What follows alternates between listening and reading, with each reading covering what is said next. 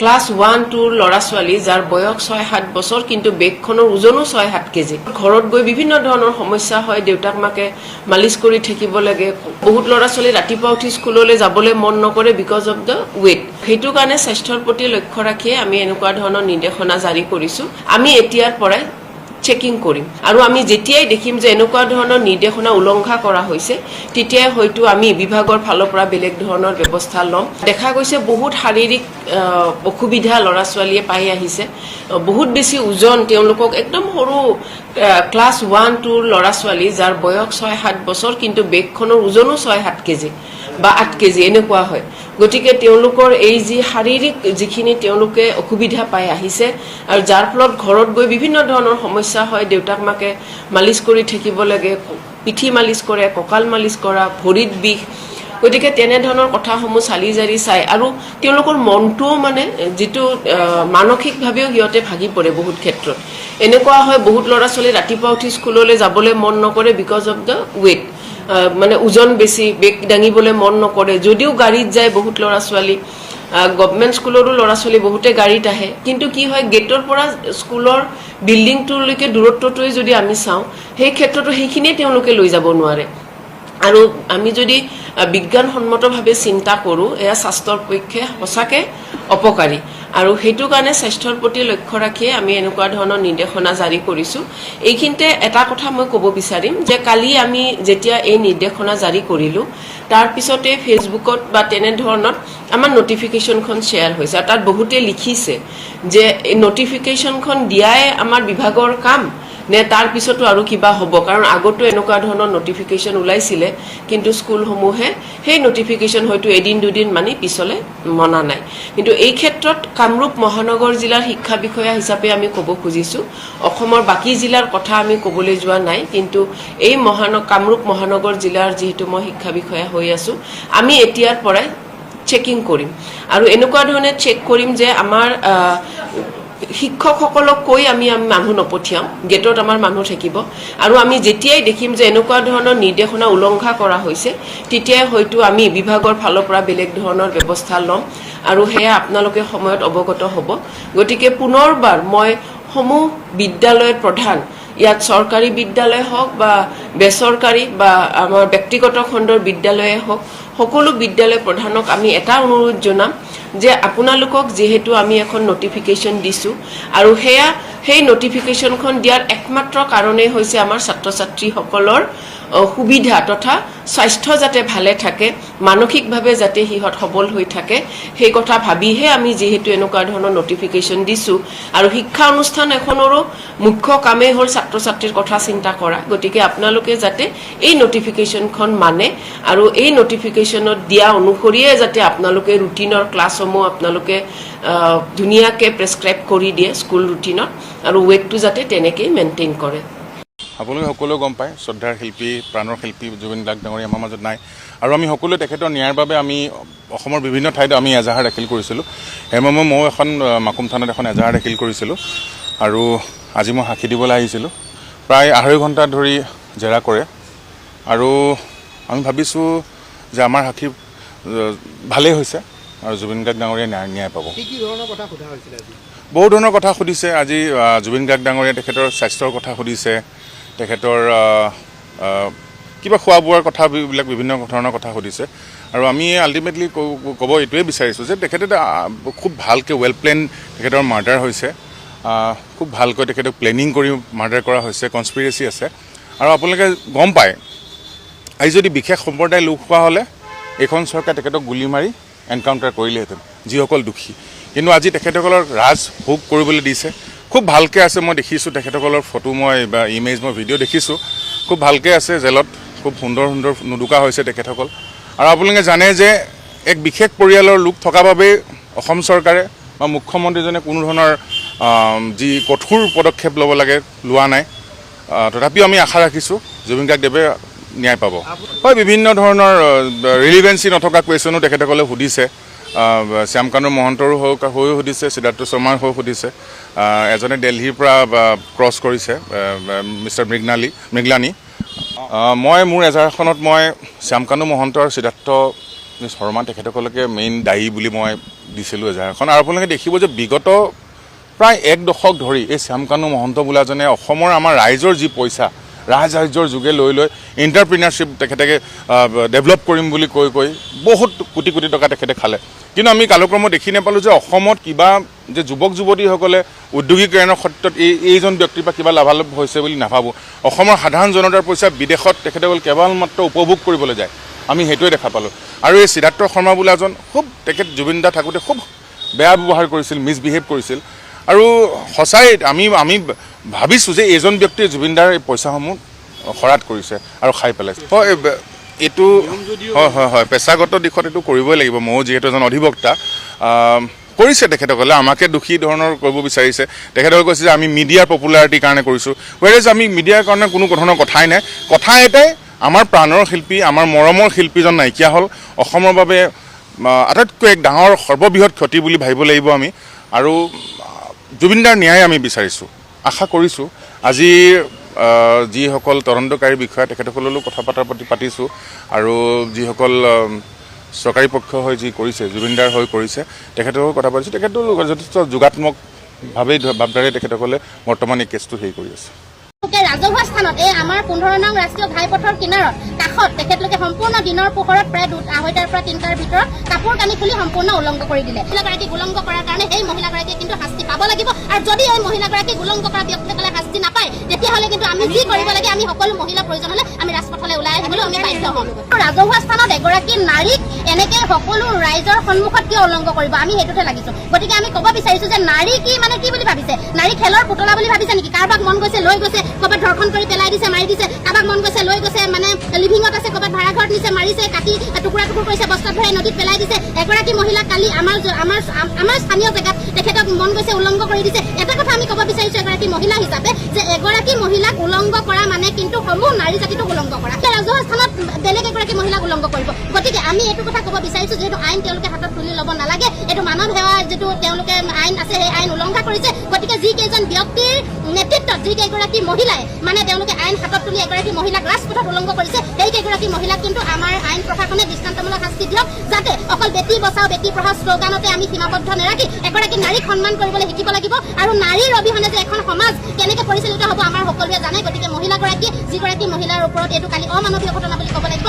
পশুসুলভ ঘটনা বুলি ক'ব লাগিব। ৰাষ্ট্ৰীয় ঘাইপথত যিবিলাক গাড়ী গৈছে, সেই গাড়ীবিলাকে কি কৰিছে, ভিডিঅ' কৰি গৈছে এনেকৈ মোবাইলত। সেই ভিডিঅ'টো ভাইৰেল হৈছে, কোনোবাই নকৰিলেও কোনোবাই ভাইৰেল কৰিছে। য'ত আমি চাউল ধোৱা আৰক্ষী প্ৰশাসনৰ আৰক্ষী বিষয়া মহোদয় তথা আমাৰ লখিমপুৰ জিলা আয়ুক্ত মহোদয়কে ধৰি মানে আমাৰ আৰক্ষী যি অধীক্ষক মহোদয়, সকলোকে আমি অনুৰোধ জনাইছোঁ যাতে এই মহিলাগৰাকীক উচিত ন্যায় দিয়ক।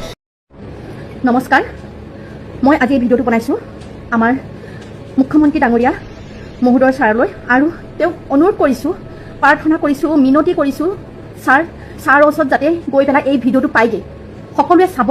আৰু সকলোৱে যদি মোৰ ভিডিঅ'টো শ্বেয়াৰ কৰিবলৈ মন নাই, নিজে নিজে কৈ পেলাই আপোনালোকে দিয়ক। মুখ্যমন্ত্ৰী ডাঙৰীয়া মহোদয়, মই এজনী সাধাৰণ ছোৱালী হয় আৰু এজনী সাধাৰণ মাক হয়। মই আপোনাক এটাই অনুৰোধ কৰিব বিচাৰিছোঁ, আপুনি নোৱাৰা কাম একোৱেই নাই। আপুনি প্ৰথমতে আমাৰ যিখিনি বেয়া বস্তু খাই আমাৰ উঠি অহা পৰ্যন্ত ল'ৰা ছোৱালী বেয়া হৈছে, সেই বস্তুখিনি বন্ধ কৰি দিয়ক।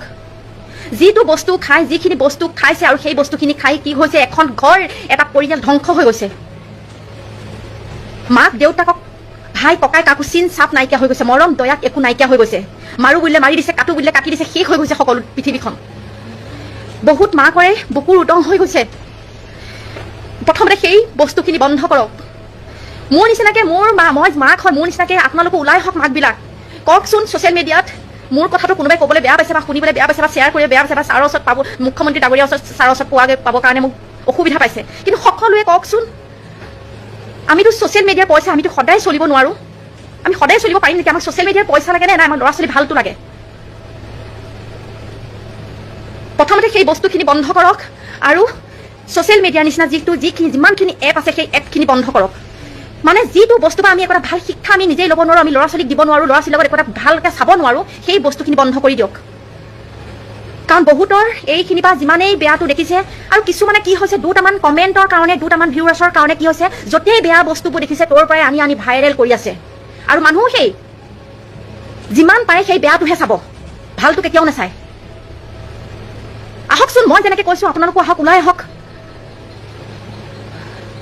মামা বন্ধ কৰক। আমাক অৰুণোদয় আঁচনি, আমাক চাউল পাত, আমাক একো নালাগে। আমাক জীয়াই থাকিব লাগে শান্তিত, আমাক জীয়াই ৰাখক। আমাৰ ল'ৰা ছোৱালী, মোৰ এটা বাচ্ছা হৈ আছে, মই এতিয়া মোৰ বাচ্ছা, মোৰ ল'ৰা ছোৱালীৰ কথা মই কোৱা নাই, কিন্তু মোৰ নিচিনা, মই মাক হয়, মোৰ নিচিনা তেনেকুৱা মাকৰ বহুতৰে সেই বুকুৰ উদং হৈ গৈছে। কিছুমানে মৰি গৈছে, কিছুমান জেললৈ গৈছে, কিছুমান ক'ৰবালৈ গুচি গৈছে। কাৰণ ইয়াত অকল বেয়াটো ওলাইছে, ভালটো একোৱেই ওলোৱা নাই। সেইকাৰণে অনুৰোধ কৰিছোঁ, যিমান পাৰে মামাৰ ওচৰত পাবৰ কাৰণে এই ভিডিঅ'টো শ্বেয়াৰ কৰক। আৰু মামা, আপুনি এই ভিডিঅ'টো চাইগে আপোনাৰ ওচৰত যদি পায়গে, আপুনি মোৰ এই প্ৰাৰ্থনাটো যাতে শুনে আৰু মাকবিলাকৰ বুকুৰবোৰ উদং হোৱাৰ পৰা বচায় আৰু এখন ঘৰ ধ্বংস হোৱাৰ পৰা বচায়, পৰিয়ালবোৰ ধ্বংস হোৱাৰ পৰা বচায়। কাৰণ সেই বস্তুখিনি, যিখিনি বেয়া বস্তু খাই ল'ৰা ছোৱালীয়ে খাইছে, সেই বেয়া বস্তু পৰা কি হৈছে, মাক দেউতাক হেৰাই গৈছে, মাৰিম বুলিলে মাৰি দিছে, কাটো বুলিলে কাটি দিছে, এটা পৰিয়াল শেষ হৈ গৈছে। সেইখিনি আপুনিহে কৰিব পাৰিব মামা। আৰু হিমন্ত বিশ্ব শৰ্মা ডাঙৰীয়া, আপুনি যাতে মোৰ এই ভিডিঅ'টো যদি পায়গে, আপুনি কিবা এটা সিদ্ধান্ত যাতে লয়, সেয়ে আমি বহুত আশাৰে এই ভিডিঅ'টো আপোনালৈ দিছোঁ, যাতে আপোনাৰ ওচৰত পায়গে। ইয়াত মানে প্ৰশ্ন, যোনজন সিদ্ধাৰ্থ শৰ্মাৰ উকিল আছে, তেওঁ বৰ হাঁহি উঠা প্ৰশ্ন কিছুমান সুধিছে। আজি মোক এটা প্ৰশ্ন সুধিছে, বোলে সিদ্ধাৰ্থ শৰ্মা এইটো কি বুলি কয়, জুবিন গাৰ্গৰ মেনেজাৰ বুলি আপুনি কেনেকৈ গম পালে? এনেকুৱা ধৰণৰ কিছুমান অবাঞ্ছিত কিছুমান প্ৰশ্ন সুধি অকল ভেটিগ্ৰস্ত কৰিবলৈ বিচাৰিছে মানুহখিনিক। কিন্তু আমাৰ দৃঢ় বিশ্বাস যে জুবিন দাই ন্যায় পাব, আৰু জয় জুবিন দা, আৰু জুবিন দাৰ ন্যায় যুদ্ধখনত আমি লাগি যাম। মানে উকিলৰ প্ৰশ্নক লৈ আপোনালোক সন্তুষ্ট নহয় আৰু সেই পক্ষৰ উকিলৰ প্ৰশ্নলৈ আমি কোনো পৰ্যায়ে সন্তুষ্ট নহয়। যদি আপোনাক সোধে এইটো কি বুলি কয়, আপোনাৰ সিদ্ধাৰ্থ শৰ্মা জুবিন গাৰ্গৰ হয়নে নহয়, তাৰপিছত তেওঁ আপুনি কেনেকৈ ভাবিছে, আপুনি ফেম ল'বলৈ আহিছে, এনেকুৱা ধৰণৰ প্ৰশ্নবোৰ সুধিলে আমাৰ এইবোৰ প্ৰশ্ন আচলতে জুবিনদাৰ ন্যায় যুদ্ধখন আমাৰ ফালে আমি জিকাৰ ফালে যোৱা নিচিনাহে লাগিছে। আপুনি যোৰহাটত একেলগে দিছিলে? আমি যোৰহাটত একেলগে দিছিলোঁ। হয়, আমি যোৰহাটৰ পৰা আজি আহিলোঁ। হয়, প্ৰশ্ন সুধিলেই চালে বেৰে কোবোৱা উত্তৰ দিয়াটো অসমৰ মুখ্যমন্ত্ৰী হিমন্ত বিশ্ব শৰ্মা ডাঙৰীয়াৰ পুৰণি অভ্যাস। তেখেতৰ সন্মুখত বহি থকা অসমৰ বিশিষ্ট সাংবাদিক কেইগৰাকীক মূৰ্খ বুলি ভাবি ল'লে নে অসমৰ ৰাইজক মূৰ্খ বুলি ভাবি ল'লে? অসম চুক্তিৰ ৬ নং দফা ৰূপায়ণৰ মূল হেঙাৰ আমাৰ কাৰ্বি, ডিমাচা, বড়ো, মিচিং, তিৱা নাইবা অন্যান্য খিলঞ্জীয়া জাতি জনগোষ্ঠী আৰু জনজাতীয় লোকসকল নহয়।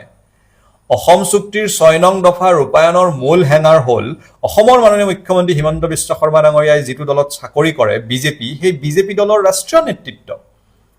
যদি হিমন্ত বিশ্ব শৰ্মা ডাঙৰীয়াৰ হাতত বিজেপিৰ লগত মানুহ নাই, তেনেহ'লে বিৰোধী দলসমূহক আমন্ত্ৰণ জনাওক, আমি দেখুৱাই দিম কিদৰে অসম চুক্তিৰ প্ৰতিটো দফা, ৬ নং দফাৰ প্ৰতিটো কথা, ন্যায়াধীশ বিপ্লৱ কুমাৰ শৰ্মাদেৱৰ প্ৰতিবেদনৰ প্ৰতিটো কথা আখৰে আখৰে পালন কৰিব পাৰি। ভাষাটোৰ ক্ষেত্ৰতে হওক, লাগে অন্যান্য ক্ষেত্ৰত হওক, অসমৰ কোনো খিলঞ্জীয়া জাতি জনগোষ্ঠী জনজাতীয় লোক সম্প্ৰদায়ে বেয়া নোপোৱাকৈ, কাৰো মন সৰু নোহোৱাকৈ, কতো বিভেদ সৃষ্টি নোহোৱাকৈ কেনেধৰণে অসম চুক্তিৰ প্ৰতিটো দফা আখৰে আখৰে পালন কৰিব পাৰি আমি দেখুৱাই দিম। গতিকে নিজৰ দুৰ্বলতা ঢাকিবলৈ এনেধৰণৰ কথা কোৱাটো মুখ্যমন্ত্ৰী ডাঙৰীয়াই বন্ধ কৰক। মুখ্যমন্ত্ৰী ডাঙৰীয়াই খুব দুখ লগাভাৱে কৈছে যে যেতিয়া ভাষাটোৰ কথা আহে, বোলে আমাৰ কাৰ্বিসকলে, আমাৰ বড়োসকলে, মিচিংসকলে, তিৱাসকলে বোলে তেওঁলোকৰ মনবোৰ সৰু কৰি লয়। আচলতে আমাৰ কাৰ্বি, বড়ো, তিৱা লোকসকলৰ মন সৰু নহয়, মন সৰু হিমন্ত বিশ্ব শৰ্মা ডাঙৰীয়াৰ আৰু তেখেতসকলৰ ৰাষ্ট্ৰীয় নেতৃত্বৰ সদিচ্ছাৰ অভাৱ আৰু তেওঁলোকৰ যি আগ্ৰাসী মনোভাৱ, পূৰ্বৰে পৰা অসমীয়া জাতিটোক, অসমৰ ভাষা কৃষ্টি সংস্কৃতিক সংকটৰ গৰাহলৈ ঠেলি দিয়াৰ যি ষড়যন্ত্ৰত তেওঁলোক পূৰ্বৰে পৰা লিপ্ত আছে, তাৰে এইবোৰ ফল। গতিকে দোষ আমাৰ অসমীয়া মানুহখিনিৰ নহয়, দোষ হ'ল বিজেপিৰ ৰাষ্ট্ৰীয় নেতৃত্বৰ। আৰু সেই দুৰ্বলতা ঢাকিবলৈ, সেই বিফলতা ঢাকিবলৈ অসমৰ মুখ্যমন্ত্ৰী ডাঙৰীয়াই এনেধৰণে চালে বেৰে কোবোৱা কথাৰ উত্তৰ দিছে যে ৬ নং দফা ৰূপায়ণৰ হেঙাৰ, ভাষাটোৰ ক্ষেত্ৰত হেঙাৰ বোলে আমাৰ নিজৰ মানুহখিনিয়ে। অসমৰ মানুহবোৰ ইমানো বুৰ্বক নহয়। ধন্যবাদ। জয় আই অসম। অসমত কিমান তীব্ৰ গতিত বৈছে উন্নয়নৰ গংগা, বা কিমান ক্ষিপ্ৰতাৰে গঢ়ি উঠিছে শান্তিৰ পৰিৱেশ, এই সম্পৰ্কে আজি আমি দুটামান মাত্ৰ উদাহৰণ দিম আৰু ইয়াত আপোনালোকৰ মতামত আমি বিচাৰিছো। এইকাৰণে বিচাৰিছো, এই বিষয়বোৰ তেওঁলোকৰ শাসক পক্ষৰ নজৰলৈ অহা উচিত। তেওঁলোকে এই কথাবোৰ জনা উচিত যে অসমৰ সাধাৰণ জনতাইনো কি ভাবে, কিমান শান্তিময় পৰিৱেশ সৃষ্টি হৈছে বৰ্তমান অসমত। এটা সামান্য উদাহৰণ দিছো, 1926 চনত অসমৰ একাধিক খ্যাতিমান ব্যক্তিৰ জন্ম হৈছিল, যিসকল বৰ্তমান সময়ত নাই। আৰু সেইসকলৰ অৱদানে অসমীয়া ভাষা সংস্কৃতি সাহিত্যৰ ভঁৰালটো অধিক চহকী কৰি গৈছে। অথচ সেইসকলক এতিয়াও বৰ্তমানৰ চৰকাৰখনে ভয় কৰে কিয়?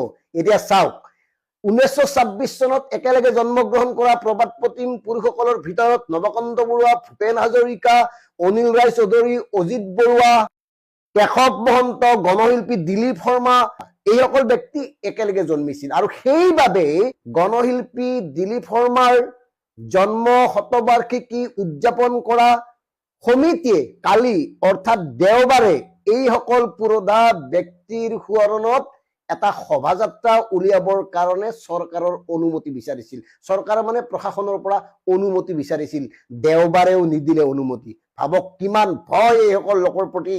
আৰু আচৰিত কথা, এনেকুৱা প্ৰবাদ প্ৰতিম প্ৰখ্যাত ব্যক্তিৰ সমদল উলিয়াবৰ কাৰণেও বৰ্তমান সময়ত প্ৰশাসনৰ অনুমতিৰ প্ৰয়োজন। এইটোহে আটাইতকৈ চিন্তনীয়, কাৰণ শান্তিৰ শ্লোগান দি থকা এইখন চৰকাৰে এই ব্যক্তিসকলক কি ভয় কৰি শোভাযাত্ৰা উলিওৱাত বাধা দিলে, অনুমতি দি দিলে। গতিকে বৰ্তমান সময়ত এনে একাধিক বিষয় আছে যিবোৰ বিষয়ত অসমৰ শ্ৰদ্ধেয় স্বনামধন্য একাংশ সম্পাদক, মুখ্য সম্পাদক, জ্যেষ্ঠ সাংবাদিকে মাত নামাতে। মুখ্যমন্ত্ৰীক সংবাদ মেলত এই বিষয়ে প্ৰশ্ন কৰা নহয়। মুখ্যমন্ত্ৰীয়ে বিশেষভাৱে আমন্ত্ৰণ কৰি ভোজে ভাতে খুৱাই পঠিওৱা সংবাদ মেলত সাংবাদিকসকলে এই কথাবোৰ কিয় মুখ্যমন্ত্ৰী ডাঙৰীয়াক সুধিব নোৱাৰে? কিয় সুধিব নোৱাৰে যে কি কাৰণত কেঞ্চাৰৰ ঔষধৰ ইমান মূল্য বৃদ্ধি কৰা হ'ল, আৰু এই মূল্য বৃদ্ধিৰ ফলত যে কেঞ্চাৰ ৰোগীসকলৰ জীৱনলৈ ভয়ংকৰ ভাবুকি আহিছে, ইয়াৰ পৰা পৰিত্ৰাণৰ উপায় কি? কেনেকে তেওঁলোকে নিজৰ সৈতে মুখামুখি হ'ব? কেনেকে তেওঁলোকে তেওঁলোকৰ বেমাৰৰ পৰীক্ষা কৰিব, বেমাৰৰ চিকিৎসা কৰিব, তাৰ উপায় কি? এই কথাবোৰ কিয় সোধা নহয়? আনহাতে এই কথাবোৰ কিয় সোধা নহয় চমৎকাৰ সৃষ্টি কৰি প্ৰদান কৰা আয়ুষ্মান কাৰ্ডে যে এতিয়া ব্যক্তিগত হস্পিতালত কামত নিদিয়ে? কিয় সোধা নহয় আয়ুষ্মান কাৰ্ডৰ পৰা যে 30 তাৰিখে কিডনী ৰোগীসকলৰ ডায়ালিচিছৰ 4টা ডায়ালিচিছ কৰাৰ সুবিধাও কৰ্তন কৰা হ'ব? এই কথাবোৰ কিয় মুখ্যমন্ত্ৰীক সোধা নহয়? আনহাতে মুখ্যমন্ত্ৰীক এই কথাটো কিয় সোধা নহয় স্বাস্থ্যৰ সমান্তৰালভাৱে শৈক্ষিক ক্ষেত্ৰখনতো ব্যাপক মূল্য বৃদ্ধি হৈছে, অৰ্থাৎ মাচুল বৃদ্ধি হৈছে। বিশ্ববিদ্যালয়ৰ ছাত্ৰ ছাত্ৰীয়ে মাচুল বৃদ্ধিৰ প্ৰতিবাদত আন্দোলন কৰিবলগীয়া হৈছে। আনহাতে কলেজসমূহক বিনামূলীয়া নামভৰ্তিৰ বাবে দিবলগীয়া টকা বিগত 1 বছৰে দিব পৰা নাই কিয়? আনহাতে মুখ্যমন্ত্ৰী ডাঙৰীয়াই যেতিয়া সাংবাদিকসকলক মাতি নি মুকলিকৈ কৈছিল যে চন্দ্ৰ সূৰ্য থকালৈকে অসমীয়া ভাষা থাকিব, সেইখিনি সময়ত কিয় কোৱা নহল যে চৰকাৰী মাধ্যমৰ বিদ্যালয়, বিশেষকৈ বিজেপিৰ কাৰ্যকালত 8,000তকৈ অধিক বন্ধ হল। লগতে বিগত 5 বছৰত চৰকাৰী বিদ্যালয়ৰ পৰা 6 লাখ ছাত্ৰ ছাত্ৰীৰ সংখ্যা হ্ৰাস হল। আৰু এই যে দুপৰীয়াৰ ভাত খোৱাৰ ব্যৱস্থা কৰিছিল, মধ্যাহ্ন ভোজন, আচৰিতভাৱে এই মধ্যাহ্ন ভোজন কৰা ছাত্ৰ ছাত্ৰীৰ সংখ্যাও বিগত 5 বছৰত কমিছে 15,50,000। এই কথাবোৰ কিয় সোধা নহয়? এনেকে অসমীয়া ভাষা থাকিবনে? মুখত কলেতো নহব, মুখত কৈ থাকিলে নহব। হাতে কামে কোনবোৰ কাম কৰা হৈছে যাৰ বাবে অসম আৰু অসমীয়াৰ অস্তিত্ব, অসম আৰু অসমীয়াৰ জাতীয় সত্তা চিৰদিনৰ বাবে অক্ষুণ্ণ থাকিব, এনেকুৱা কি কাম কৰা হৈছে? কিয় সোধা নহয় অসমৰ এই যে খিলঞ্জীয়াৰ মাটিসমূহত পুঁজিপতিক উদ্যোগ নিৰ্মাণৰ অনুমতি দিলে, ৰাজসাহায্য দিলে, তাত কিমান শতাংশ খিলঞ্জীয়া অসমীয়াই চাকৰি পাব, তাৰ কিবা চুক্তি হৈছে নেকি? এনে অনেক কথা আছে। এই কথাবোৰ মুখ্যমন্ত্ৰীক নুসুধে। মুখ্যমন্ত্ৰীয়ে খানা খাবলৈ মাতে, খানা বুলিয়েই কলো, এইকাৰণে কলো মুখ্যমন্ত্ৰীয়ে বিশেষভাৱে আমন্ত্ৰণ জনায় আৰু তাত মানে বিলাসী খাদ্য সম্ভাৰ থাকে, সাংবাদিকসকলক উপহাৰ প্ৰদান কৰা হয় আৰু মুখ্যমন্ত্ৰীয়ে তাত এটা ভাষণ দিব, আৰু সেই ভাষণটোৱে পিছদিনা একাংশ কাকত চেনেলত ডাঙৰ ডাঙৰ হৰফেৰে প্ৰকাশ হয়, প্ৰাইম নিউজত আলোচনাৰ বিষয় হৈ পৰে। সেয়ে কৈছো প্ৰিয় দৰ্শক, এই কথাবোৰ সাধাৰণ জনতাই এতিয়া উঠাব লাগিব। এই কথাবোৰ সাধাৰণ জনতাই ধৰি থাকিব লাগিব, কাৰণ যাক আমি বিশ্বাস কৰো, যাৰ মুখলৈ চাওঁ, যিসকলে কিবা এটা কৰিব বুলি ভাবো, সেইসকলে এতিয়া বেছিভাগেই আঁঠু কাঢ়ি দিছে চৰকাৰৰ সন্মুখত। তেওঁলোকে মেৰুদণ্ড পোন কৰি খোজ কাঢ়িবলৈ পাহৰিছে। গতিকে জাতীয় জীৱনত অধিক ভয়াবহ দুৰ্যোগ অহাৰ পূৰ্বে এগৰাকী সাধাৰণ নাগৰিক হিচাপে, এগৰাকী গৰ্বিত অসমীয়া হিচাপে, ভাৰতীয় হিচাপে নিজক উপলব্ধি কৰি নিজৰ স্থিতি মজবুত কৰি তোলক। ধন্যবাদ। জয় আই অসম। ৰাজ্যৰ বাঘা বাঘা সাংবাদিকৰ সন্মুখত ৰাখি মুখ্যমন্ত্ৰী ডক্টৰ হিমন্ত বিশ্বই ৰাজ্যৰ এক কঠিন বাস্তৱ দাঙি ধৰিছে। শেহতীয়া অসমীয়া বিহাৰী সম্প্ৰদায়ৰ যুঁজখনক লৈ এটা ডাঙৰ সত্য তেখেতে সমূহ ৰাইজৰ সন্মুখত দাঙি ধৰিছে। তেখেতৰ বক্তব্যৰ সাৰমৰ্ম এয়াই আছিল যে অসমত হিন্দী ভাষীসকলৰ ওপৰত অত্যাচাৰ অব্যাহত থাকিলে ৰাজ্যৰ বাহিৰত থকা যিসকল অসমীয়া আছে তেওঁলোকে দুৰ্ভোগ ভুগিব। কাৰণ ৰাজ্যৰ বাহিৰত তেখেতৰ তথ্য মতে অতি কমেও 25 লাখ অসমীয়া বিভিন্ন ৰাজ্যত কৰ্মৰত হৈ আছে। 25 লাখতকৈ বেছি অসমীয়া আজি অসমৰ বাহিৰত আছে। এই কথাবোৰ আমি পাহৰি যাওঁ অসমত থকা মানুহখিনি। গতিকে কোনোবা হিন্দী ভাষী লোকক অসমত যদি নিৰ্যাতন চলোৱা হয়, স্বাভাৱিকতে বহিৰাজ্যত থকা এই 25 লাখ অসমীয়া সংকটত পৰিব পাৰে। এয়া তেনেই স্বাভাৱিক। তেনেস্থলত সেই 25 লাখ অসমীয়াৰ দায়িত্ব কোনে ল'ব? এয়া বাস্তৱ যে কোনো দুৰ্বৃত্তই কোনো জনগোষ্ঠীক প্ৰতিনিধিত্ব নকৰে। কোনো তিৱাৰী উপাধিৰ বিহাৰীয়ে যিদৰে বিহাৰী জাতিক প্ৰতিনিধিত্ব নকৰে, একেদৰে আলী উপাধিৰ ধৰ্ষণকাৰীও মুছলমান সমাজক প্ৰতিনিধিত্ব নকৰে। বিশ্বৰ বিভিন্ন কোণত স্থায়ী অস্থায়ীভাৱে বসবাস কৰা ভাৰতীয়ৰ সংখ্যা বিশ্বৰ অন্য দেশতকৈ বহু বেছি। এক তথ্য মতে প্ৰায় 3,54 লাখ ভাৰতীয় মূলৰ লোক বিদেশত আছে। আৰু শুনি আচৰিত হ'ব, এই যে 3,54 লাখ ভাৰতীয় মূলৰ মানুহ, তাৰ মাজৰ প্ৰায় 1,20 লাখ লোক থাকে মুছলমান সংখ্যাগৰিষ্ঠ দেশত। অৰ্থাৎ মুছলমান দেশত এই 1,20 লাখ লোক থাকে। তাৰমানে এয়াই ক'ব পাৰি যে বিদেশত থকা ভাৰতীয় মূলৰ লোকৰ প্ৰায় 35% লোকতকৈ বেছি লোক মুছলমান দেশত থাকে। সেয়া আমাৰ দেশ বা ৰাজ্যত মুছলমান নিৰ্যাতনৰ খবৰ ওলালে সেয়া বিভিন্ন সময়ত আন্তৰ্জাতিক বিষয় হৈ পৰে। ভাৰত নাইবা আমাৰ ৰাজ্যৰ লোকসকলে যিদৰে বংগমূলীয় মুছলমানক আমাৰ সকলো সমস্যাৰ মূল বুলি ধৰিছে, একেদৰে ইংলেণ্ডৰ দৰে দেশবোৰত ভাৰতীয় মূলৰ লোকসকলক লৈ একে সমস্যাত সেই দেশৰ নাগৰিকে ভুগিছে। ইংলেণ্ডৰ দৰে দেশৰ প্ৰধানমন্ত্ৰীৰ পদ ভাৰতীয় মূলৰ লোকে দখল কৰিও দেখুৱাইছে। ঋষি সুনুকৰ দৰে ইংলেণ্ডৰ প্ৰাক্তন প্ৰধানমন্ত্ৰীৰ পত্নী আকাশা মুত্ৰীয়ে ব্ৰিটিছ নাগৰিকত্ব বহু সময়লৈ লোৱা নাছিল। যেতিয়া ঋষি সুনুকে প্ৰধানমন্ত্ৰীত্বৰ বাব পাইছিল, তাৰপিছত এই বিষয় লৈ সমালোচনা হৈছিল আৰু পৰৱৰ্তী সময়তহে তেওঁ ব্ৰিটিছ নাগৰিকত্ব লৈছিল। আমাৰ দৰে দেশত এনেবোৰ কথা আজিৰ তাৰিখত আমি কল্পনা কৰাটো অসম্ভৱ। বিশ্বৰ চুকে কোণে এনে ভাৰতীয়ৰ দপদপনিৰ উদাহৰণ বহুত আছে। বহুতে দেশ শাসন কৰি আছে যিসকল ভাৰতীয় মূলৰ, যি ভাৰতীয় মূলৰ লোকে বিশ্বৰ বহু দেশৰ নেতৃত্ব দিছে। এনে পৰিস্থিতিত বংগমূলীয় মুছলমানে আমাৰ দেশ খালে, আমাৰ ৰাজ্য খালে বুলি হায়ৈ বিয়ৈ কৰাটোক চাঙুলিয়ে বেজী সহাৰ দৰে হয়। বাস্তৱ সত্য এই যে অনগ্ৰসৰ দেশৰ পৰা উন্নত দেশলৈ অনুপ্ৰৱেশ ঘটেই। ভাৰতলৈ বাংলাদেশৰ লোকৰ অনুপ্ৰৱেশ ঘটিছে, আমেৰিকালৈ চুবুৰীয়া মেক্সিকোৰ লোকৰ অনুপ্ৰৱেশ ঘটিছে। সমস্যা সকলোৰ বাবে একেই, কিন্তু সেই সমস্যা কি ধৰণে সেই দেশে সমাধান কৰিছে সেয়াহে গুৰুত্বপূৰ্ণ। ইংলেণ্ড, আমেৰিকা আদি দেশত ভাৰতীয়ৰ অনুপ্ৰৱেশ ঘটিছে। ইংলেণ্ডৰ দৰে দেশৰ জনগাঁথনি সলনি হৈ গৈছে। সেইবুলি আমেৰিকা, ইংলেণ্ডৰ লোকেৰে ভাৰতবৰ্ষ ভৰি পৰা নাই। কাৰণ সেই দেশবোৰে ভাবে যে ভাৰতত নিয়োগ জীৱিকাৰ সুবিধা কম। অবৈধ অনুপ্ৰৱেশ ৰোধৰ ক্ষেত্ৰত আমেৰিকাই কি ধৰণৰ ব্যৱস্থা লৈছে সেইবোৰে আমি মন কৰিব লাগিব। আমেৰিকাই যিদৰে অবৈধ অনুপ্ৰৱেশৰ ক্ষেত্ৰত ব্যৱস্থা গ্ৰহণ কৰিছে, সেই ব্যৱস্থা ভাৰতে ল'ব লাগিব। আৰু কি ধৰণৰ ব্যৱস্থা লৈছিল সেয়া সমগ্ৰ বিশ্বই দেখিছে। হাতে ভৰি বান্ধি ভাৰতীয় লোকক ভাৰতত সঁপি দি গৈছিল ডোনাল্ড ট্ৰাম্পে। আমাৰ দেশৰ সাহসী প্ৰধানমন্ত্ৰী সেই সময়ত মুখেৰে টু শব্দ এটা উচ্চাৰণ কৰিব পৰা নাছিল আৰু তেওঁলোকক গ্ৰহণ কৰিব লগা হৈছিল। অৰ্থাৎ গ্ৰহণ কৰিবলৈ ভাৰতবৰ্ষ বাধ্য হৈছিল। তাৰ বিপৰীতে অসম, পশ্চিমবংগই এটা অদ্ভুত নীতি গ্ৰহণ কৰিছে, যি নীতিক আজিৰ তাৰিখত জনা গৈছে পুছবেক নীতি হিচাপে। অৰ্থাৎ সন্দেহযুক্ত বাংলাদেশী লোক পালেই তেওঁলোকক সীমান্তত এৰি থৈ অহা হৈছে। এইদৰে পুছবেক কৰা এজনো সন্দেহযুক্ত বাংলাদেশী লোকক বাংলাদেশ চৰকাৰে গ্ৰহণ কৰা নাই। সেইলৈ বিতৰ্ক অব্যাহত আছে। সীমান্তত এক উত্তেজনা বিৰাজ কৰিছে আজিৰ তাৰিখত। ভাৰতে বাংলাদেশক এই ক্ষেত্ৰত মনাব পৰা নাই যে এইসকল তেখেতসকলৰ নাগৰিক। এই ধৰণৰ পুছবেক নাটক সাধাৰণ জনতাক ফুলাবলৈ ভাল, কিন্তু ক্ৰিয়াশূন্য, ফলাফল শূন্য। অসমৰ জনগাঁথনি যে বংগমূলীয় লোকে সলনি কৰিছে সেয়া 100% সত্য, এয়া কোনো নুই কৰিব নোৱাৰে। কিন্তু সেইসকল লোকক চৰকাৰে বিদেশী বুলি খেদি দিয়াৰ কোনো চৰকাৰৰ হাতত ক্ষমতাও নাই। অবৈধভাৱে অহাসকলক বাদ দি বাকী অংশ লোক ভাৰতীয়। সেইসকল লোকক ভাৰত চৰকাৰে স্বীকৃতি দিবলৈ বাধ্য। সংবিধান থকালৈকে কোনো চৰকাৰৰ ক্ষমতা নাই সেইসকল লোকক খেদি পঠিয়াবলৈ। অসম আৰু পশ্চিমবংগ চৰকাৰে যি পুছবেক নীতি গ্ৰহণ কৰিছে, প্ৰকৃতাৰ্থত সেয়া কোনো নীতিয়েই নহয়। এই পুছবেক নীতিক লৈ আন্তঃৰাষ্ট্ৰীয় মহলে যদি এবাৰ গুৰুত্ব সহকাৰে গ্ৰহণ কৰে, তেতিয়াহ'লে ভাৰত চৰকাৰে সুৰ সলাবলৈ বাধ্য হৈ পৰিব। প্ৰথম কথা এয়া যে এয়া কোনো নীতিয়েই নহয়। বংগীয় মূলৰ লোকক আগ্ৰাসন বন্ধ কৰিবলৈ হ'লে বাধ্যতামূলক শিক্ষাৰ ব্যৱস্থা কৰিব লাগিব। দুটাতকৈ অধিক সন্তান জন্ম দিব নোৱাৰাৰ কঠোৰ আইন চৰকাৰে প্ৰয়োগ কৰিব লাগিব। চৰকাৰী খৰচত এই যে হজ যাত্ৰালৈ মুছলমান লোকক প্ৰেৰণ কৰা হয়, সেই কাম বন্ধ কৰি সেই চৰকাৰী ধন সেই সম্প্ৰদায়ৰ লোকৰ ল'ৰা ছোৱালীৰ বিজ্ঞান শিক্ষাত ব্যয় কৰক। যিসকল লোকক ভাৰতীয় সংবিধানে ভাৰতীয় বুলি মান্যতা দিছে তেওঁলোকক চৰকাৰে গ্ৰহণ কৰিবলৈ বাধ্য। আৰু যদি চৰকাৰে ভাবে যে নহয় এইসকল লোকক জোৰ জবস্তি আমি সীমান্ত পাৰ কৰি থৈ আহিম, এয়া অসম্ভৱ, তেতিয়া বিশ্বৰ চৌদিশে সিঁচৰিত হৈ থকা 3,50,00,000 ভাৰতীয় মূলৰ লোকৰ দায়িত্ব সেই চৰকাৰে ল'ব লাগিব। চৰকাৰে সেই দায়িত্ব ল'ব পাৰিব জানো? চৰকাৰে আজিৰ তাৰিখত হাল এৰি শিয়াল খানা নীতিহে গ্ৰহণ কৰিছে।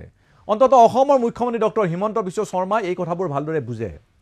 পুছবেক নীতি সাধাৰণ জনতাক বুজাবলৈ ভাল, খিলঞ্জীয়া জনতাৰ ভোট পোৱাৰ বাবেও সুবিধাজনক অস্ত্ৰ, কিন্তু অবৈধ নাগৰিক খেদাৰ বাবে সেয়া ভেকভাও নাহে। তাৰ বাবে বিকল্প ব্যৱস্থা ল'ব লাগিব।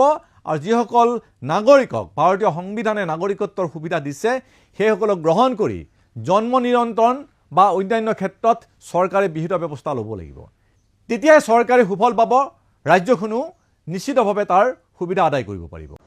আমি এটা কথা জানো যে অতি বেছি একো বস্তুৱে ভাল নালাগে, যিয়ে হওক লাগিলে সেই বস্তুটো কিবা এটা ভাল নলগা হৈ যায়। কিন্তু যেতিয়া বস্তুটোৰ সংখ্যাটো লিমিটেড হৈ থাকে, কম হৈ থাকে, তেতিয়া সেই বস্তুটোৰ প্ৰতি আগ্ৰহ বাঢ়ে।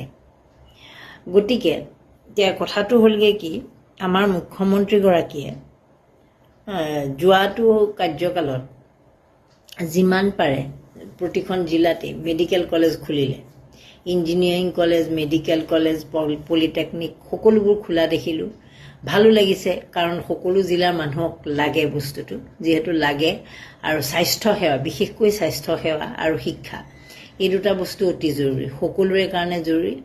আৰু সকলো মানুহৰে এই হেৰিটো নাথাকিব পাৰে যে দূৰত গৈ হোষ্টেলত থাকি পঢ়া বা সেই ধৰণৰ এটা যিটো খৰচ, সেই খৰচটো বিয়াৰ কৰিব পৰাকৈ তেওঁলোক কেপাচিটি সকলোৰে নাথাকিব পাৰে। গতিকে জিলাই জিলাই মেডিকেল কলেজ হোৱা বা জিলাই জিলাই ইঞ্জিনিয়াৰিং কলেজ হোৱা, পলিটেকনিক হোৱা, সেই কথাবোৰ বেয়া কথা বুলি ক'ব নোৱাৰি। কিন্তু বেয়া কথা বুলি এইকাৰণেই ক'ব লগা হয়গৈ যে এইকাৰণে যে যেতিয়া কলেজবোৰ, মেডিকেল কলেজবোৰ জিলাই জিলাই খুলিছে, আজিকালি নগাঁৱত মেডিকেল কলেজ, ডিফুত মেডিকেল কলেজ, গোটেই আপুনি সেইফালৰ পৰা যদি চাই আহে মেডিকেল কলেজ যিমান আছে, উজনি অসম, নামনি অসম, এফালে আপোনাৰ উত্তৰ অসম, সকলোতে আছে মেডিকেল কলেজ।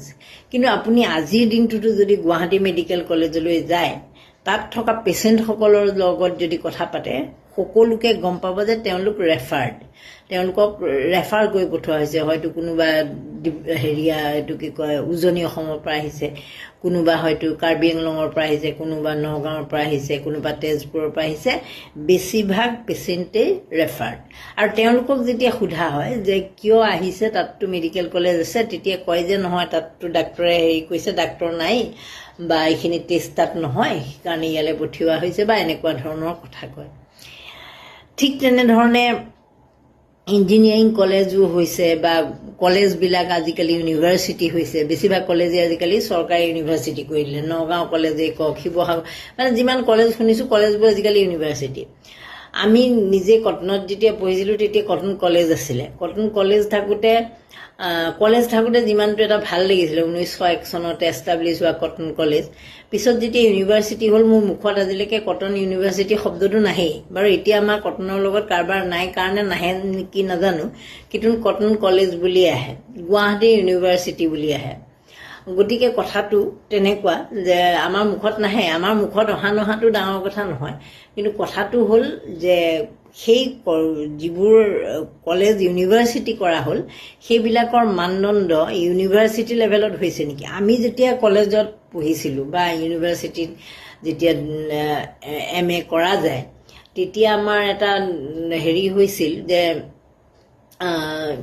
MA কৰোঁতে যে ইউনিভাৰ্চিটিত আটাইতকৈ এক্সপাৰ্ট মানুহবিলাক থাকে আৰু তাতে পঢ়া আটাইতকৈ মানে আমাক তেনেকৈ শিকোৱা হৈছিল যে উচ্চ শিক্ষাৰ প্ৰতিষ্ঠানটো হ'ল ইউনিভাৰ্চিটিতে আটাইতকৈ বেষ্ট শিক্ষাটো দিয়া হয়। গতিকে কলেজবিলাকৰ পৰা তাত গৈ পেলাই ল'ৰা ছোৱালীবিলাকে এডমিশ্যন লয়। সেইটোৱে আছিল আমাৰ আমি জনা কথা বা আমি নহয় আমাৰ দিনত যিমানবোৰে পঢ়িছিল সিমানে তেনেকেই জানিছিল।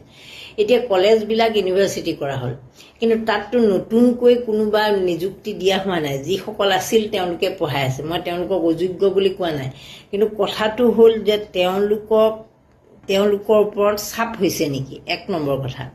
ইউনিভাৰ্চিটি লেভেললৈ নিয়াৰ কাৰণে চাপ হৈছে নেকি।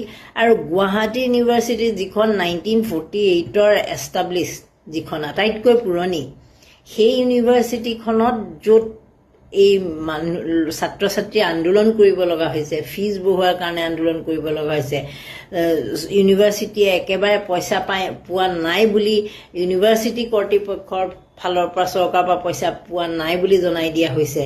কলেজবিলাকত হাহাকাৰ লাগিছে বুলি কোৱা হৈছে, বিনামূলীয়া নামভৰ্তি দিয়ে NEPৰ জৰিয়তে দিয়াৰ কাৰণে। এই ধৰণৰ সমস্যাবোৰ চলি থকাৰ সময়ত আকৌ নতুন ইউনিভাৰ্চিটি খুলিব বুলি কৈছে, য'ত বাকী থাকিল বোলে তাত ইউনিভাৰ্চিটি খুলিব।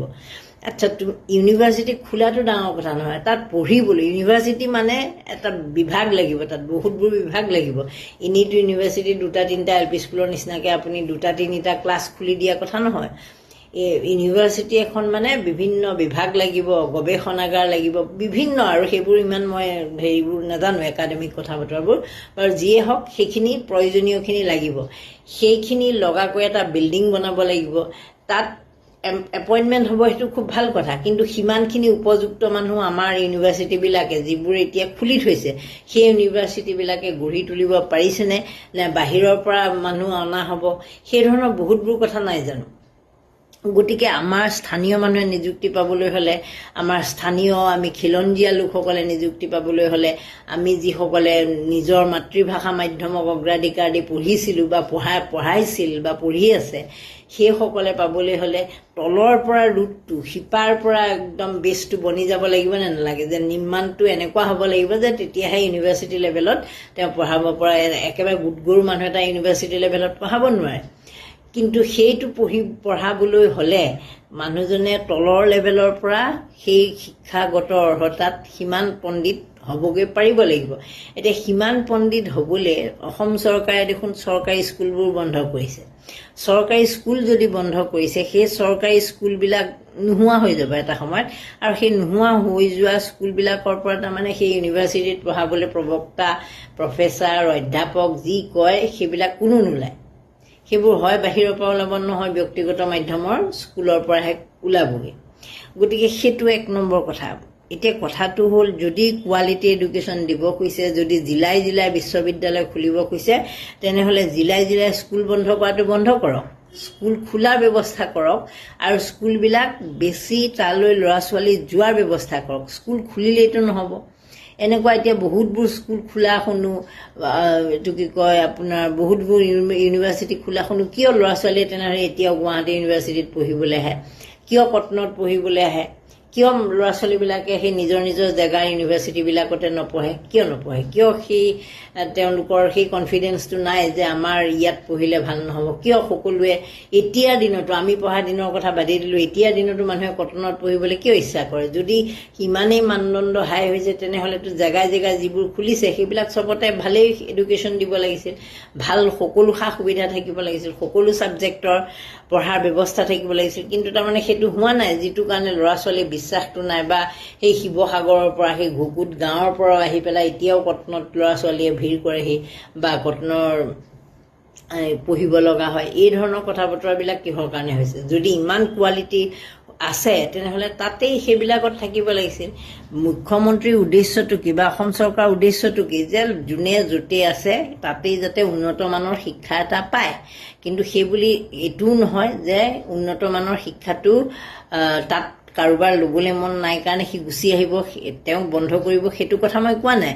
কিন্তু নিম্নমানৰ শিক্ষাৰ কাৰণে যদি আহিব লগা হয়, সেইটো আটাইতকৈ মাইনাছ পইণ্ট। আৰু বেছিভাগ ল'ৰা ছোৱালী যে আহে, তেতিয়া সোধোতে সেই কথাটোৱে গম পোৱা যায় যে আমুক ছাবজেক্টটোৱে তাত নাই, বা তামুকৰ প্ৰফেচাৰে নাই, তামুকৰ কিবা এনেকুৱা ধৰণৰ টেকনিকেল কিছুমান প্ৰব্লেমৰ কাৰণে তেওঁলোক গুচি আহিব লগা হয়। গতিকে এনেই সংখ্যা বঢ়াই বিল্ডিং বঢ়াবলৈতো আমাক অসমত বিল্ডিং এসোপা চৰকাৰী মাটিত বনাই দিছে, তাৰপিছত এইবোৰ ভূত বাংলা হৈছে। তেনেকুৱা কৰিবলৈতো আমাক বিশ্ববিদ্যালয় নালাগে জিলাই, তেনেকুৱা কৰিবলৈ আমাক পলিটেকনিক নালাগে, তেনেকুৱা কৰিবলৈ ইঞ্জিনিয়াৰিং কলেজ নালাগে। ইঞ্জিনিয়াৰিং পঢ়িবলৈ যোগ্যতা গোটাব পৰা ল'ৰা ছোৱালী কিমান আছে অসমত? সেইখিনি প্ৰস্তুত কৰিব পৰা হৈছেনে? অসমীয়া মাধ্যমৰ পৰা ওলোৱা, চৰকাৰী LP স্কুলৰ পৰা ওলোৱা কিমান ল'ৰা ছোৱালী এতিয়া অসমীয়া ইঞ্জিনিয়াৰিং পঢ়ি আছে বৰ্তমান? আগৰ আমাৰ দিনৰ কথা বাদ দিলোঁ, বৰ্তমান কিমানে পঢ়ি আছে সেইটো আটাইতকৈ ডাঙৰ কথা। তেনেকুৱা কিবা সমীক্ষা হৈছেনে? অসমীয়া মাধ্যমৰ চৰকাৰী স্কুলৰ পৰা এতিয়া মেডিকেল যোনে পঢ়ি আছে তাৰ বয়স কিমান হ'ব? খুব বেছি 20 বছৰ। 20 বছৰীয়া ল'ৰা ছোৱালীবিলাক কোন স্কুলৰ পৰা পাছ কৰা? অসমৰ সেই যে গ্ৰামাঞ্চলৰ LP স্কুল, যিবোৰ চৰকাৰী LP স্কুলৰ পৰা পাছ কৰি অহা হয়নে? সেই কথাবোৰৰ পৰাই গম পোৱা যায় যে শিক্ষাগত অৱস্থাটো বৰ্তমান শিক্ষাৰ শৈক্ষিক পৰিৱেশটো কেনেকুৱা হৈ আছে আৰু কেনেকুৱা ধৰণৰ শিক্ষাৰ মানদণ্ড হৈছে। স্বাস্থ্যসেৱাৰ মানদণ্ডৰ কথাটো মই ইতিমধ্যে ক'লোঁ যে আজিকালি ক'ৰবাত যদি বেলেগত হাৰ্ট এটেক হ'ল সেইটো আৰু মৰিল বুলি ধৰি লওঁ, কাৰণ সি গুৱাহাটী আহি নাপায়হি।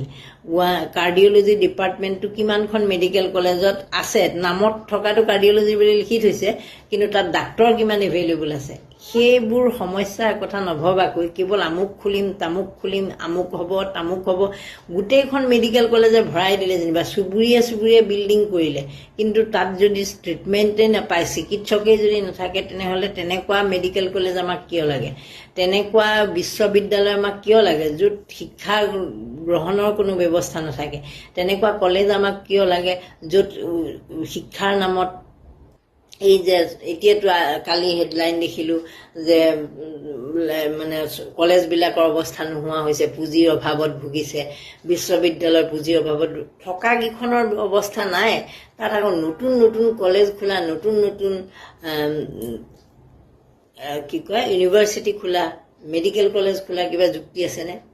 মই একো যুক্তি দেখা নাই। এইবোৰ কেৱল মিছ ইউজ অফ মানে আমাৰ মানি, বেলেগ একো নাই। কাৰণ আমাৰ মানি মিছ ইউজ নহ'বলৈ হ'লে আমি ক'ব লাগিব কিন্তু কথাবোৰ। আমি যদি যিমানে যি নকৰক, সকলো কথাতে যদি মনে থাকোঁ, কেৱল কেইজনমান ঠিকাদাৰক ধনী কৰাৰ কাৰণে তেনেকুৱা বিল্ডিং কেইটামান হ'বগৈ, আৰু হয়তো সেই তাৰ ভিতৰত চকীদাৰ পিয়ন দুটামান চাকৰি যদি অপেনিং হয়গৈ, তেতিয়াহ'লে সেইকেইটা চাকৰি ওলাব। বাকী ওপৰ লেভেলৰ চাকৰিবোৰতো আমাৰ মানুহে নাপায়েই। ঘটনাটো সেইটোৱে হৈ আছে বেছিভাগ ক্ষেত্ৰত। গতিকে এই কথাটো মানে এনেধৰণে হৈ থকাটো আচলতে কিমান আমি কোৱালিটি দিব পাৰিছোঁ সেইটোহে কথা। কোৱান্টিটিটো ডাঙৰ নহয়, সংখ্যাত আমাক বহুত হ'লেও লাভ নাই যদি কোৱালিটিটো আমাৰ ভাল নহয়। আগতে গুৱাহাটী ইউনিভাৰ্চিটিৰ পৰা পাছ কৰা বুলি ক'লে যিটো এটা মানুহে বা গুৱাহাটী ইউনিভাৰ্চিটি, কাৰণ এখনেই ইউনিভাৰ্চিটি আছিল, তাতে সকলো গুৱাহাটী ইউনিভাৰ্চিটি আণ্ডাৰৰ ফালৰ পৰা ৰিজাল্টবোৰ সেই কলেজবিলাকৰ অধীনৰ ৰিজাল্টবিলাক গুৱাহাটী ইউনিভাৰ্চিটিয়ে দিছিল। কিন্তু এতিয়া গুৱাহাটী ইউনিভাৰ্চিটিয়ে মানদণ্ড নাইকিয়া হ'ল। ফলাফলৰ কথা আপোনালোকে গমেই পায়, সকলোতে খেলি মেলি হ'ল। গতিকে মানুহে গুৱাহাটী ইউনিভাৰ্চিটিৰ প্ৰতি আকৰ্ষণ কমি গ'ল। এতিয়া মানুহে বাহিৰত পঢ়িবগৈ খোজে, দিল্লীত যায়, ক'ৰবাত যায়, গুৱাহাটী ইউনিভাৰ্চিটিত পঢ়িব নোখোজে। কিন্তু আমাৰ দিনত, আমাৰ আগৰ দিনবিলাকতো তেনেকুৱা নাছিল। তাতে গোটেই কলেজবোৰ যিহেতু একেবাৰে মানে তাৰ অধীনত আছিল, গতিকে অধীনত থকাৰ কাৰণে সকলোৱে কম্পিটিশ্যন মনোভাৱ এটা আছিল। কিন্তু এতিয়া ইউনিভাৰ্চিটিয়ে খেলি মেলি, ইউনিভাৰ্চিটিৰ ফিজৰ খেলি মেলি, ইউনিভাৰ্চিটিৰ ৰিজাল্টৰ খেলি মেলি, প্ৰশ্ন কাকতৰ খেলি মেলি, স্বয়ং উপাচাৰ্যৰ খেলি মেলি, এই সকলোবোৰ কথাই এনেকুৱা এটা পৰিৱেশলৈ আনিছে। আমাৰ দিনত উপাচাৰ্য বুলি কোৱাৰ লগে লগে বা উপাচাৰ্যৰ নাম আগতে আমাৰ সলসলীয়াকৈ মুখস্থ আছিল। গুৱাহাটী ইউনিভাৰ্চিটিৰ উপাচাৰ্য কোন, প্ৰথমগৰাকী উপাচাৰ্য কোন, এতিয়া কোন আছে, এই ধৰণৰ কথাবিলাক আমাৰ কাৰণে তেতিয়া এটা সাধাৰণ জ্ঞানৰ প্ৰশ্ন আছিল। আমি যেতিয়া স্কুলত পঢ়িছিলোঁ সেইটো আমাৰ সাধাৰণ জ্ঞানৰ প্ৰশ্ন আছিল। এতিয়া চাগে বহুত মানুহে গমেই নাপায়, ল'ৰা ছোৱালীটো মই বাদেই দিছোঁ, বহুত মানুহে জনা শুনা মানুহে উপাচাৰ্য কোন বুলি ক'লে চাগে ক'ব নোৱাৰিব। গতিকে সেই বস্তুবোৰৰ ৰেচপেক্ট থকা, সেই বস্তুবিলাকৰ কোৱালিটি মেইনটেইন কৰিব পৰা, এই সকলোবোৰ যদি গুৰুত্ব দিয়া নহয়, তেনেহ'লে কোনো ফালৰ পৰাই আচলতে আমি উন্নয়ন হোৱা বুলি ক'ব নোৱাৰোঁ। বিল্ডিং আমি দেখিম, হয়তো একেবাৰে গাঁও জেগাত, একাষৰীয়া জেগা কিছুমানত ডাঙৰ বিল্ডিং হ'ব, ডাঙৰ লাইট, পাৰ্ক হ'ব, তাৰপিছত আপোনাৰ লিফ্ট হ'ব, সেইবিলাক আমি দেখিম। কিন্তু যিটো হ'ব লাগে, যিখিনি আচল থাকিব লাগে, সেইখিনি কিমান থাকিব, সেইটো আটাইতকৈ ডাঙৰ প্ৰশ্ন। মোৰ নলবাৰী মেডিকেল কলেজৰ মই বহুতবোৰ মানুহ লগ পাওঁ যে সৰু সৰু কথাত তেওঁলোকে আহি গুৱাহাটী পাব লগা হয়। এই নলবাৰী গুৱাহাটীৰ পৰা কিমান দূৰ, এঘণ্টাৰ ৰাস্তা। সেই এঘণ্টাৰ ৰাস্তাত যিখন মেডিকেল কলেজ খুলিছে তাতেই সা সুবিধাৰ অভাৱ, যিটো কাৰণে তেওঁলোকে আকৌ গুৱাহাটী মেডিকেল কলেজলৈ ৰেফাৰ কৰে। এইখন বৰপেটাখনৰ পৰা একেই। মুঠতে বেছিভাগতে একেধৰণৰ পৰিৱেশ, একেধৰণৰ কথা বতৰাই চলি আছে। গতিকে এই যে মেইন কথাটো হ'ল আমি গুৰিত চিষ্টেমটো ভাল কৰিব লাগিব। গুৰিত মানে LP স্কুলৰ পৰা এনেকুৱা আমি মানে মাতৃভাষাৰ মাধ্যমৰ যিবোৰ বিদ্যালয় আছে, চৰকাৰী স্কুল, সেইবিলাকত চবতকৈ মাইনাছ পইণ্টটো হ'ল আজিকালি মানুহে বেয়া পোৱাৰ কাৰণটো হ'ল যে বহুতেই ভাবে যে মোৰ ল'ৰাটোৱে ইংৰাজী কওক, হিন্দী কওক, বাহিৰলৈ যাব লাগিব। এই ধৰণৰ এটা ধাৰণা সকলো মানুহৰ আছে। আৰু সেইকাৰণে গৈ পেলাই তেওঁলোকে কি কৰে, সেইখন স্কুলত দিব নিবিচাৰি কাৰণে যে ইংৰাজী হিন্দী ক'ব নোৱাৰিব, অসমীয়াহে ক'ব পাৰিব, সেই ভয়টো মানুহে বেছিকৈ খায়। তাৰপিছত শিক্ষকসকলক চৰকাৰী কামত লগোৱাৰ কাৰণে ক্লাছ কৰিব নোৱাৰে। অশিক্ষিত ল'ৰা ছোৱালী মাক বাপেকে তাৰমানে ভয় খায় যে বহিবলৈ দি মাষ্টৰে নপঢ়াব, ময়ো নোৱাৰিম, গতিকে একেবাৰে প্ৰাইভেটতে দিওঁ। সেই ঘটনাবোৰ বন্ধ কৰিবলৈ হ'লে সেই একেবাৰে ক্লাছ অংকুৰৰ পৰা, অংকুৰ শ্ৰেণীৰ পৰাই, আজিকালি অসমীয়া মিডিয়ামতো অংকুৰ আছে নে নাজানো, বা প্ৰথম শ্ৰেণীৰ পৰাই এনেকুৱা কৰক যে প্ৰাইভেট স্কুলৰ লগত ফেৰ মাৰিব পৰাকৈ ভাষা শিকক। তেওঁলোকে ভাষা শিকক, তেওঁলোকে কথা ক'ব পৰা হওক, তেওঁলোকেও ইংৰাজী ক'ব পৰা হওক, তেওঁলোকেও হিন্দী ক'ব পৰা হওক। তেতিয়া দেখিব যে সেইবিলাক স্কুলৰ সমাদৰ বাঢ়ি গৈছে। কিন্তু সেইবিলাক স্কুলৰ মেইন ছাবজেক্টকেইটা পঢ়াবলৈ টিচাৰ নাথাকে। সেই দুজন টিচাৰ থাকে, তাৰ এজনে অফিচৰ কিবা খেলি মেলি কৰি থাকোঁতেই যায় আৰু এজনক কিবা ডিউটিত লগাই পেলাই থৈ দিয়ে, গতিকে পঢ়াই নহয়। গতিকে মূল ভেটিটো যেতিয়া যেতিয়া ষ্ট্ৰং নহ'ব, বুনিয়াদটো যেতিয়া শক্তিশালী নহ'ব, তেতিয়া ইউনিভাৰ্চিটি এনেই নামত খোলা হ'ব, এনেই সেইবোৰ দেখুৱাবলৈ খোলা হ'ব। পিছত আপুনি সংখ্যা বঢ়াবলৈ ক'ব পাৰিব যে ইমানখন জিলাত ইমানখন 28খন মেডিকেল কলেজ খুলিলোঁ, 28খন ইউনিভাৰ্চিটি খুলিলোঁ, কিন্তু সেয়া সংখ্যাহে, তাৰ পৰা কোনো মানৱ সম্পদ সৃষ্টি নহয়। মই ইতিমধ্যে ক'লোঁ যে যিমানবোৰ এতিয়া ইউনিভাৰ্চিটি হ'ল কলেজবিলাক, তাৰ পৰা কিমান মানৱ সম্পদ ওলালে আপোনালোকে নিজে অংকটো কৰি পেলাই চাবচোন যে কিমান মানৱ সম্পদ ওলালে। সেইটো আটাইতকৈ ডাঙৰ প্ৰশ্ন। নমস্কাৰ, ধন্যবাদ।